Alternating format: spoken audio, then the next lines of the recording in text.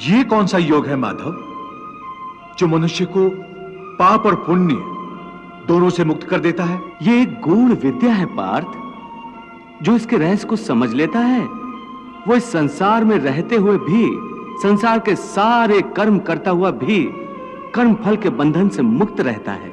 मेरी बुद्धि अभी तक इसको ग्रहण नहीं कर रही, क्योंकि तुम्हारी बुद्धि पर अभी तक आसक्ति का पर्दा पड़ा हुआ है।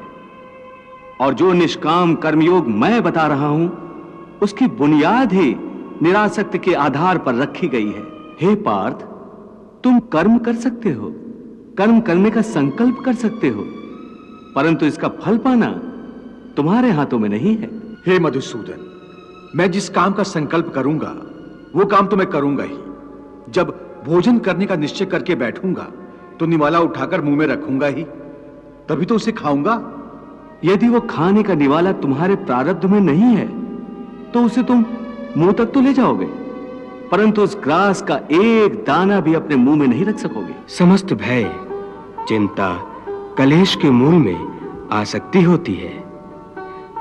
कर्मयोग फल की आसक्ति का त्याग करने को कहता है, अर्थात निष्काम होकर कर्म करने को कहता है। इससे मनुष्य को क्या लाभ होता है भगवान? लाभ यही है देवी कि कर्मयोग चित्त को शुद्ध और भयमुक्त कर देता है। भयमुक्त होकर ही मनुष्य जीवन को आनंद में बिता सकता है।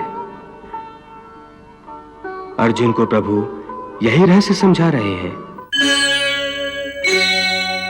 सुख दुख, लाभ हानि, जय पराजय अथवा हार जीत को एक समान समझकर केवल इसलिए युद्ध करो क्योंकि इस समय युद्ध करना तेरा कर्तव्य है।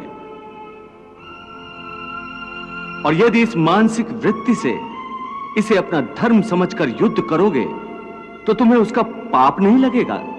ये क्या कह रहे हो केशव कि युद्ध करके पाप नहीं लगेगा? युद्ध में तो इतनी हिंसा होगी, लाखों प्राणियों की हत्या होगी, फिर मनुष्य उसके पाप से कैसे बचेगा? यदि कोई भी कार्य निष्काम कर्म योग की रीत से किया जाए तो ना उसका पाप लगता है और ना उसका पुण्य मिलता है। निष्काम कर्मयोग? हाँ, निष्काम कर्मयोग। ये कौन सा योग है माधव जो मनुष्य को पाप और पुण्य दोनों से मुक्त कर देता है? ये एक गूढ़ विद्या है पार्थ। जो इसके रहस्य को समझ लेता है वो इस संसार में रहते हुए भी, संसार के सारे कर्म करता हुआ भी कर्म फल के बंधन से मुक्त रहता है। ये बड़ी अनोखी बात कर रहे हो केशव।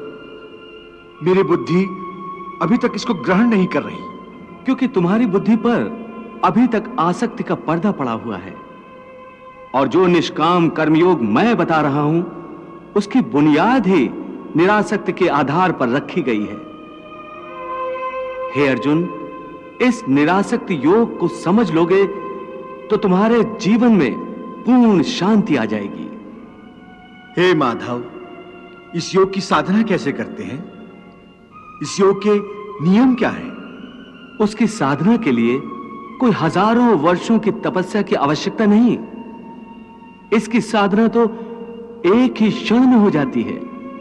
एक ही क्षण में? हाँ, एक ही क्षण में। जिस क्षण में प्राणी अपने मन का रवैया बदल लेता है।